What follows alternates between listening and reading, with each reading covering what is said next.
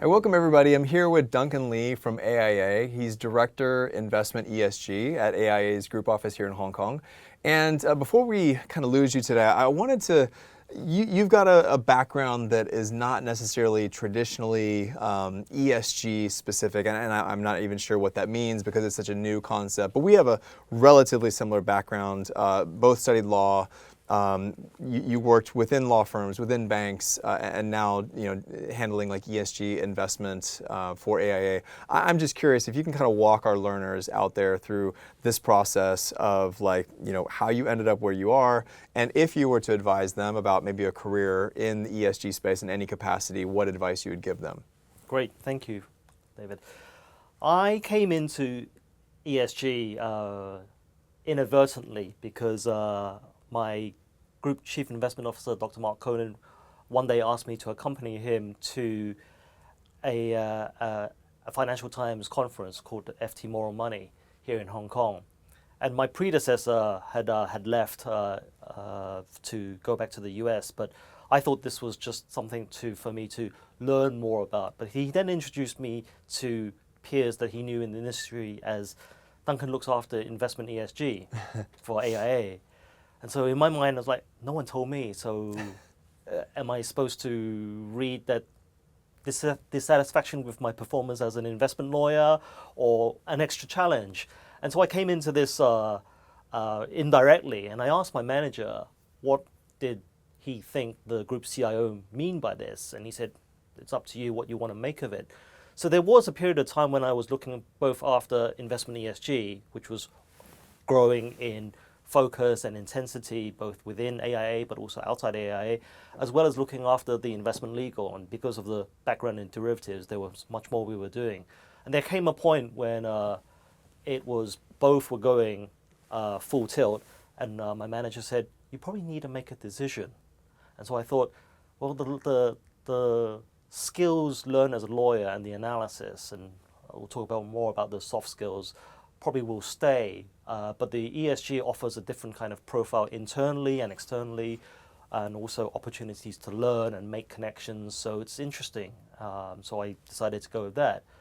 But I would say that in common as fellow lawyers, there's a lot of soft skills that aren't necessarily just inherent in lawyers, but across a lot of disciplines, and ESG is a multidisciplinary arena that people can take to implement and further their ESG career. And so I'd like to offer some for your viewers, if I may. One is an ability to analyze. Analyzing, that can mean analyzing simple issues to complex topics such as net zero, breaking it down into digestible pieces, and then communicating in simple language. And us lawyers aren't always, people don't think of lawyers when they're saying communicate succinctly. Write a short email or say something, but what's your point? What's your headline? What do you want me to do? What's in it for me? So communicating succinctly, and also recognizing if you're communicating to different audiences, then the level of detail can vary as well. What do you also want to say? The precision of language, which lawyers have, but also where you want to be more flexible, then a bit more less, instead of saying we shall do this, we shall consider doing this, for example.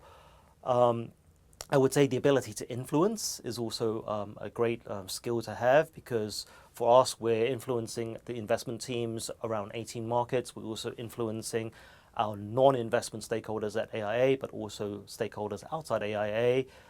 And I would say not only that, but to think critically, challenge concepts, challenge people, because people are going to challenge you as well. And it's the ability to collaborate and find solutions that are going to be important to companies. And particularly, I saw a study that published by McKinsey earlier this year about the future workforce, and it was in the context of AI and what potential dislocative effect it may have on the workforce. But skill sets that were identified by McKinsey when they surveyed, I think it was about 1,000 CEOs, were the ability to work alongside data analytics, critical thinking, solution finding, and then soft skills as well. So I think all of those are very useful to bring into an ESG context, particularly where you have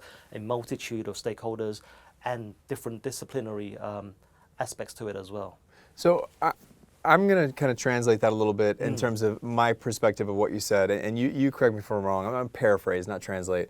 But ESG is pretty comprehensive. As we've discussed in other videos, it's really kind of a transformative perspective on what sustainable business is, more so than kind of a plug and play or box ticking type of exercise. And so if I'm hearing you right, there are maybe skills-based aspects of ESG careers that may be more science or technology driven. Yep. Then there are what I often refer to as the human skills Right. that lawyers and people like yourself who already have had successful careers can kind of transition into ESG roles, because again, it's about managing people, it's about analyzing it and processing information, it's about time management, et cetera, et cetera. And so, you have, I guess, the benefit of having a very successful career already. You mentioned the opportunity to learn. I imagine this must have been a pretty steep learning curve, Yes. right? I mean, I imagine you must have just been, you had to like learn voraciously during the past few years, because I'm sure, I mean, I went to law school too. We did not talk about this stuff. And let's be honest, I mean, we're talking about, indices or other types of parameters and technical terminology that didn't even exist because it's currently being like written and described. So do you mind describing like that process of learning and where you feel like you're at on that journey? Sure, thank you.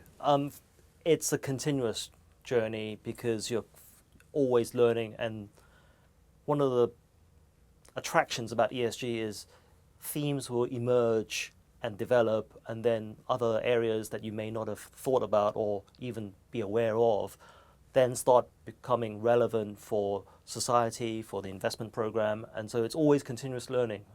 We've done a lot of work on net zero, and that involved a lot of learning and working with partners, but also SBTI themselves. So that's been a very, very steep learning curve. You also need to talk empathetically as well. So if you're talking to investment professionals, they want to talk about concepts like duration for the portfolio, credit risk, also the returns, tracking error for the indices. And you need to be able to meld that. I would say more that the hard skills in terms of the technical, you don't necessarily need to know what all the various United Nations IPCC pathways are, because for us, certainly for us at AIA, it's about change management, which then means it's more about the soft skills and the people skills. Because if you have experienced professionals that have been doing what they've been doing for 15, 20 years, encouraging them to think about things differently, invest differently, or look at things in a different lens, that's not always so easy, and that creates discomfort. So that's where you need to communicate and influence as well. So for us, certainly at AI, it's more about the soft skills and the change management, more so than the hard skills. The hard technical skills, don't get me wrong, there is a role to play for that, but they don't expect, certainly AIA doesn't expect us to be completely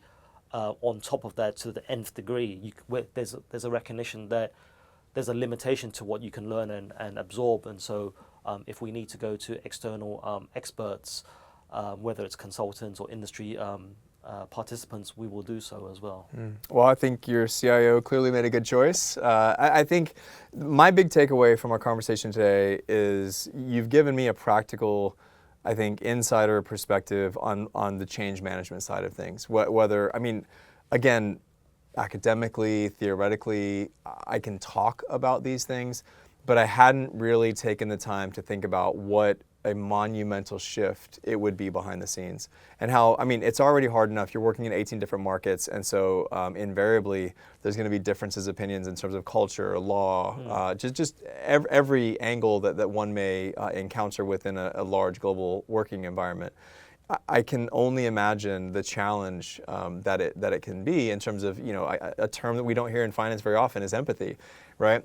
The idea that, like we have to really communicate, come together, be empathetic, understand this does require a lot of change. It does require people to do maybe more than they were doing before or do things differently than they were before. And that's always hard. Change is always hard. Yes. So I appreciate that insight and just want to thank you again for your time today. Thank you so much. It's been a pleasure being here.